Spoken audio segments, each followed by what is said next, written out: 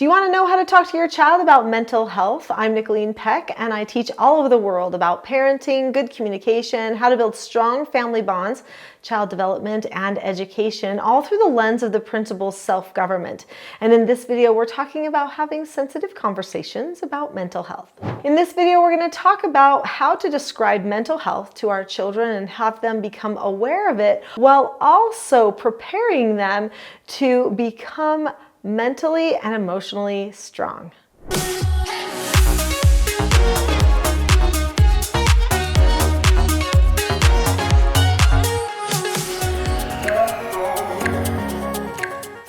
The concept of mental health can seem like a really big concept to explain to a child. They usually just focus on things that are happening to them, sensations that they're feeling, and they don't usually take a lot of time, especially when they're younger, to analyze how their brain is working, how their choices play into that, what thoughts they're having. All those things come together to be our mental health state. Many people don't even recognize that they have a choice over some of the things that are happening to their mental health. Obviously, there are some things that we can't choose. There are chemical things that happen within our bodies. There are circumstances that we might find ourselves in that could make us situationally feel depressed or down. So there are certain things that we maybe can't choose, but there are other things that we absolutely can choose related to our mindset, the thoughts that we are going to choose to entertain or maybe replace the other thoughts with, and the actions that we take as part of those thoughts and feelings that we might be experiencing. Many people don't recognize that feelings and emotions are not the same thing. They're actually different. So your emotions are things that happen after a feeling that has occurred. I like to explain to children that our feelings come first, then comes a thought, then an emotion. And when we get that split second where we have a thought, that's when we are actually choosing what our emotion will be. So whatever thought we choose to entertain at that very brief moment right after the feeling has occurred is going to be the catalyst to our emotional condition. If people understood that, maybe they would take a little bit more responsibility and have a little bit more empowerment about what choices they make after a feeling. Let me just explain what I'm talking about. Let's say that you feel cold. Well, you can't control that feeling. That feeling is what it is. But there is a split second after you recognize that you feel cold that you have a thought.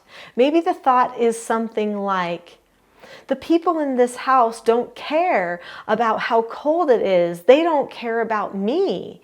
They don't know that it's so cold. And so then maybe I get grumpy, I start being rude to other people, I start complaining about the temperature because I have told myself in the little thought that they don't care.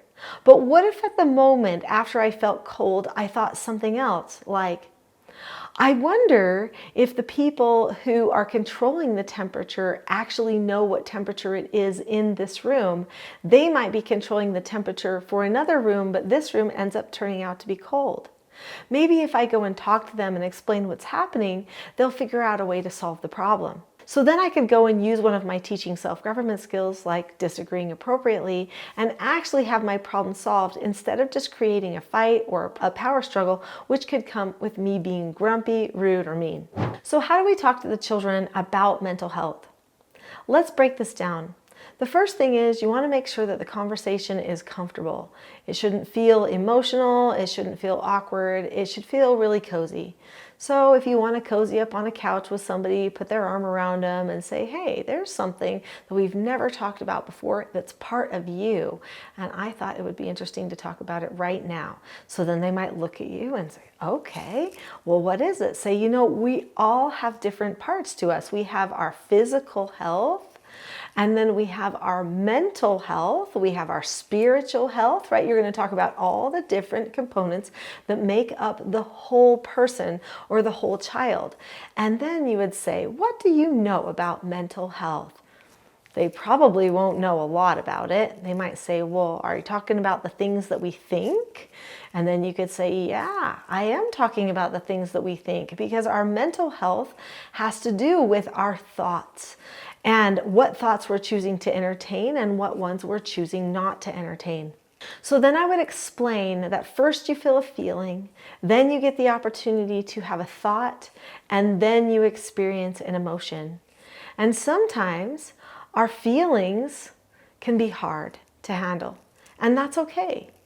Everybody has days that feel really great, really bright and happy, or sometimes we have days that make us feel tired, overwhelmed, maybe worried that things aren't going right. Those are all signs that our mental health has changed. So while talking to my child, I might talk over different feelings that they might experience. Feelings like being tired, being excited, being surprised, being grumpy, feeling hungry. What types of feelings might your child have? And then I might talk about what thoughts I have after I have those feelings. And depending on what thought I choose, I might get a different emotional outcome. So we might talk through what choices or thoughts lead to what emotional outcomes. This is going to be very instructive and really empowering. Also, this type of conversation, since it's so relevant to a person's happiness, also is really empowering to them. After you have this type of conversation, you might want to talk about some of your skills of self-government and how they help you make the right choices when you're feeling a certain way. For instance, the 4 basic skills are following instructions, accepting no answers and criticism, accepting consequences, and disagreeing appropriately. Just because a person learns those 4 basic skills and uses them with their parents or other people doesn't mean that things always go their way. Sometimes things don't go their way.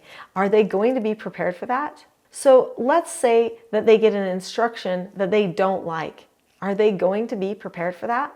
Let's say that they get a no answer that they weren't expecting on hearing, or a bit of criticism that wasn't very welcome. Are they prepared for that? Do they know how to process it in a way that can lead to a good thought and a good emotional outcome? Disagreeing appropriately can work great for you most of the times, but sometimes you still don't get your way. And life is full of consequences. Sometimes we have to accept them, especially in order to learn self-government. These 4 basic skills of self-government, which I talk about extensively on the videos on this channel, are a great way to help a person recognize the choices that they actually have in the moment. Also, when you start focusing on learning how to do good self-regulation or calming skills, a person gets the opportunity to recognize when they have a choice in their own calmness. A big part of self-government is preparing ahead of time. So wise parents prepare their children to know how to communicate, the skills that they need for success. And then when something goes wrong, they help the child get to a place of calmness before any communication or problem solving happens. So let's say your child has a problem going out of control or not being very calm. Being out of control is their mental health state at the time. How do they get from feeling out of control and using out of control emotions to suddenly coming back to calmness?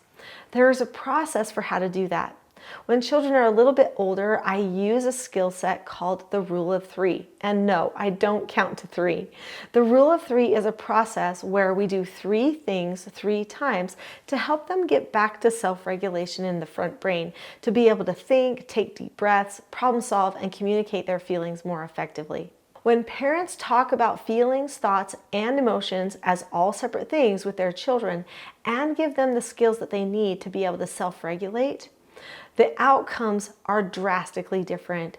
Children feel empowered, their relationships improve, and their future successes are more secure. If you've enjoyed this video, there's more on this topic, especially about calmness, so I highly recommend my next video, which is From Chaos to Calm, Parenting Help. Click on the link to that video next. I'll see you there.